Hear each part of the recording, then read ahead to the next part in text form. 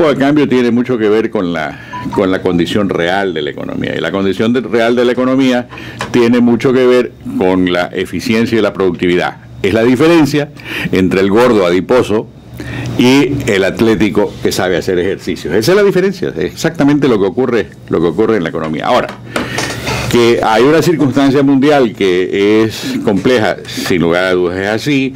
Hay una tendencia hacia la reducción en el crecimiento económico mundial. Eso lo estamos viendo entre otras cosas en el tema de la producción del petróleo y del precio del petróleo, ¿no? Pero acá se quiere como un poco decir que la crisis mundial se debe exclusivamente al tema de la baja del precio del barril del petróleo, cuando sabemos que ha existido una lujuria por endeudamiento, por ejemplo, de la Comunidad Europea, de algunos de sus miembros, en donde están más allá del 100% de endeudados del Producto Interno Bruto, así es, por la especulación que han creado también algunas entidades financieras y que dio lugar a las burbujas inmobiliarias, etcétera, etcétera, etcétera. Es decir, hay realmente una desaprensiva, por llamarla de alguna forma, una desaprensiva actitud de algunos de estos líderes que manejan el comercio mundial para debilitar las economías, yo creo, de manera profesa. Yo no creo en las conspiraciones como tal. Yo creo en los errores y creo en las tentaciones. Entonces, por ejemplo, toma el caso de Grecia. Grecia, antes de unirse a la Unión Económica Monetaria Europea, el euro, tenía acceso al crédito al 5%, 4%, 6%, porque tenía su propia moneda, el dracma. Y tenía un acceso, digamos, por decir alguna cosa, de 100. De repente cambian la moneda, van al euro, le bajan el tipo de la tasa de interés al 1% o al 0,5%, y en vez de 100 le ofrecen 500 o 600. Entonces, deme 2. Esa es la tentación, y es el canto de las sirenas que se da en economía y que se llama burbuja.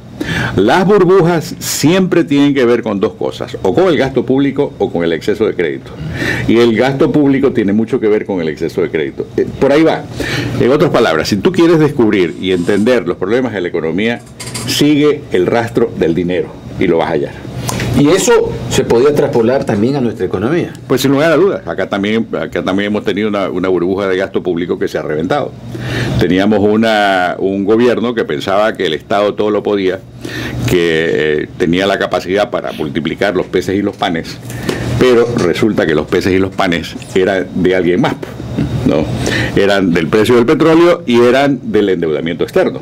Entonces tenemos 25.000 millones adicionales de dólares de endeudamiento externo. Estamos al tope del 40% ya. Y también hay que agregar que el propio ecuatoriano, a través del pago de impuestos, ha sido también uno de los grandes financistas. Y además el hecho cierto es que, si bien ha habido este incremento, hay una estructura absolutamente viciada, técnicamente inepta en la estructura de los impuestos. Entonces aquí hay impuestos por todos y aparte de eso hay una sobreregulación de la economía, al punto tal que cuando uno observa en los ingresos por multas y por intereses por las multas impagas, pues empiezan a ser muy importantes, ¿no? Recuerda que hubo una amnistía tributaria que significaba el, entre comillas, sacrificio de alrededor de $1.000 millones por parte del fisco, porque simplemente llega un momento en que hay una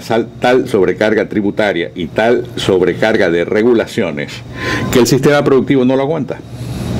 Se tiene que pasar 160 horas al año un contribuyente para simplemente llenar sus formularios de impuestos a la renta y de impuestos del IVA. Entonces, de esa manera, la vida no solamente se hace complicada, sino que se vuelve frustrante. Y siempre tienes al lado tuyo un burócrata que te está viendo y te está mirando a ver si es que cumples. Más bien espera que incumplas para poderte poner la multa.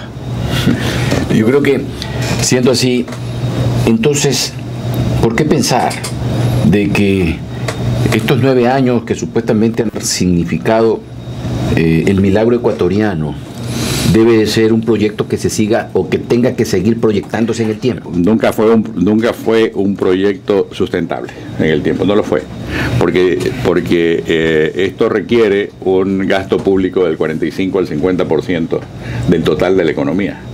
Ese no es el Ecuador de la realidad, ese es un Ecuador de cuento de hadas, que se acabó, como todos los cuentos de hadas, con una diferencia. Este no es un cuento de hadas que termina con página feliz, este termina con una página más bien complicadísima.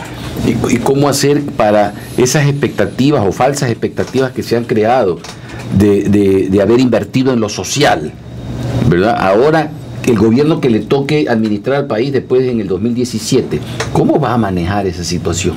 Que para mí es delicadísima. Es una buena pregunta, pero siempre hay cómo hacerlo. A mí me tocó bailar con la más fea hace 30 años. Tenía una deuda que era mayor que el tamaño de la economía. Era la época de Niño Cordero. Usted renegoció la deuda, ¿no? Yo renegocié la deuda.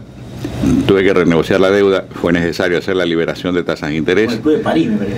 Con el Club de París también, o sea, era la deuda con los bancos, la deuda con el Club de París, la deuda bilateral de gobierno a gobierno. Fue necesario adquirir nuevos créditos, fue necesario hacer una profunda revisión de los precios de los combustibles internos, y sin embargo no es que la inflación no subió, la inflación bajó de 32% que estaba cuando iniciamos el gobierno, bajó en el primer año, bajó al 20% y le dimos la vuelta también a la posición de la Reserva Monetaria Internacional. Por eso es que yo sí puedo decir, yo lo hice, ¿no? Y lo hicimos de suerte tal que... Pero había esa inversión como la de ahora, que se dice ver, que es del 30%. A ver, la inversión actual no es porcentualmente, en relación a los ingresos, porcentualmente no es mayor a lo que había hace 30 años. No. Estamos entre el 20, 22, 24... Era de $3.000 y ahora es de 40.000. Esa es la diferencia, exactamente. O sea, una cosa es el porcentaje y otra cosa es el tamaño de la torta. ¿No? Éramos un país con una economía de alrededor de 12.000 millones de PIB, ahora tenemos 100.000, que estamos estancados desde el año pasado. Porque este año lo que estamos haciendo es decreciendo. El año pasado teníamos una economía mayor de lo que vamos a tener este año. Entonces, el hecho cierto es que una vez que, mira, el reconstituyente más importante para una economía es dejar que la gente produzca, no molestarlos. ¿No?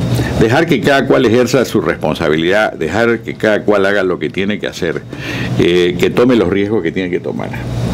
Aquí en Guayaquil estamos acostumbrados a hacerlo todos los días, ¿no? Porque no vivimos ni dependemos tampoco de un Estado que nos da empleo, que nos da subsidios, que nos da nada que sea otra cosa, pues en el caso de la gasolina, que es un subsidio que siempre lo he dicho y lo vuelvo a decir, regresivo e ineficiente. Vamos a un corte y regresamos con el economista Francisco Suet Morales.